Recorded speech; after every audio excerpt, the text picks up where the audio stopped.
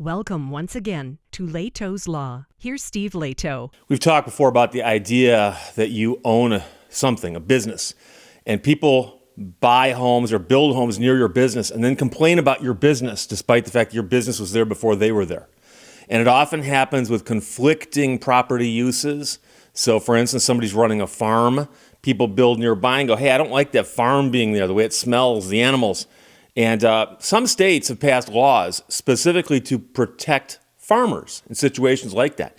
However, this is another one you hear about from time to time, and it has to do with the racetrack in California. So the racetrack's been there for a long, long time, but some of the new neighbors don't like it, and they are taking steps to do what they can to shut down that racetrack, despite the fact that it was there before they were. So James Gilboy wrote this for The Drive. Larry sent it to me. Thank you very much. And I love The Drive. They cover a lot of these stories very, very well. Laguna Seca sued by rich neighbors for being a racetrack. Laguna Seca is the foremost example of a racetrack choked by suburban sprawl. Though the circuit dates back to 1957, the track, which used to be secluded, has now been hemmed in by noise limits and calendar limitations enacted at the request of local property owners. Now the complainers are going for the throat by suing to end racing entirely, which could put the track's future in jeopardy. The track's operations are subject of a legal complaint filed in December by the Highway 68 Coalition, a group of nearby property owners and residents. The group and its legal representation pull out all the stops, arguing it does not abide, referring to the track, by environmental ordinances, that racing isn't allowed by zoning laws or the land use permit, and so on. They claim the circuit is a public nuisance and has caused and will continue to cause irreparable injury, not subject to money damages. So a lot of damages can be monetized, and here's some money that'll make you better. And they're saying, no, that won't even do it. We need equitable relief. We need to shut these people down. The track already operates with strict limitations imposed by local authorities. The track disallows cars that are too loud, which is anything more than 90 to 105 decibels. And as of a 1983 deal, was limited to just 35 event days annually, 24 of which were for 5,000 people or fewer. Because of the circuit's complicated history and legal status, it's effectively been grandfathered in as exempt to some local zoning environmental laws. The niceties of these laws, however, are being applied by the plaintiffs to try to shut this place down. Some of the operations are accommodated under language that allows the track to continue its past history of activity, with that period being defined as that occurring within the last 3 years. So as time moves forward, then the 3 years we're talking about changes. So the plaintiffs use this to frame the track's bounce back from the events of 2020 as a sharp increase in racing between 2021 and 2023, because you compare what happened to it in 2020. They also allege motorsport and similar events like track rentals substantially increased compared to similar operations from 1974 until 2021, that the track is still bound to restrictions enacted in 1985. A new land use permit redrew those boundaries in 2023. Of course, the plaintiffs don't want fewer races. They want them gone entirely. They assert that the land use permit and zoning laws only allow non-racing track use, and that renting out the track is forbidden. They seek to have all legacy protections stripped if the track is found to have a negative environmental impact, which they claim to be self-evident. Plaintiffs alleged the number of residences and residents adversely affected by the increased noise and traffic has substantially increased since 1974.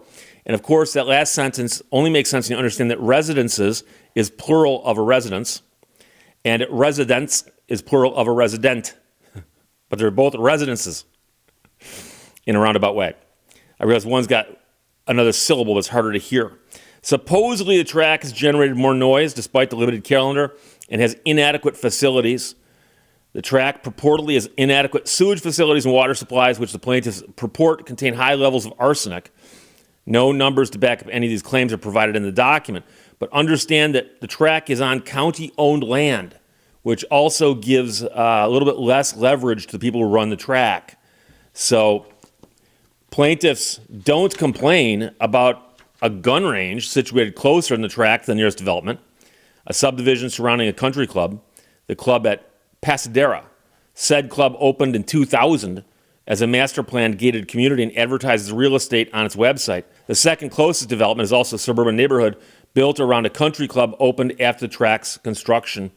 While it's unclear which interests the Highway 68 Coalition truly represents, it's clear those with the most at stake are moneyed interests directly adjacent to the track.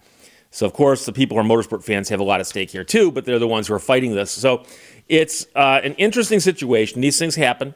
And, you know, I'm old school on this, where things do change over time, right? And so when my family moved to Birmingham, Michigan in the 1960s, there was a road 1 mile from our house, which was dirt, a dirt road, 16-mile road was dirt. Portions of it were when my family moved to Birmingham.